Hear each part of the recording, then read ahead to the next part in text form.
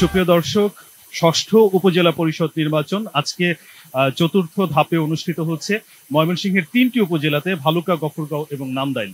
তো আজকে আমরা এই মুহূর্তে আছি ভালুকা উপজেলা পরিষদ নির্বাচনে। আপনারা জানেন যে ভালুকা উপজেলা পরিষদ নির্বাচনে অন্যতম প্রতিদ্বন্দ্বী হাজী মোহাম্মদ রফিকুল ইসলাম, যিনি আনারস মার্কায় নির্বাচন করছেন। তার অনুভূতির কথা একটু জানতে চাইবো, তিনি জয়ের ব্যাপারে কতটুকু আশাবাদী? জয়ের ব্যাপারে শতভাগ আশাবাদী, কারণ ভালুকার মানুষ আমাকে ভালোবাসে। মানুষের জন্য 24 বছর যাবৎ কাজ করে যাচ্ছি এবং যত জীবন বেঁচে যাব তত জীবন মানুষের জন্য করব। এই জন্য জয়ের ব্যাপারে শতভাগ আশাবাদী। আর সুষ্ঠু পরিবেশে ভোট হচ্ছে, আইন শৃঙ্খলা বাহিনী অত্যন্ত তৎপর, দেখে খুব খুশি হয়েছি যে বাইরে ভিতরে কোনো জায়গায় কোনো বিশৃঙ্খলা করতে দিচ্ছে না কাউকে, এবং সাথে সাথে র্যাব থেকে ধরে সমস্ত বাহিনী রেডি আছে।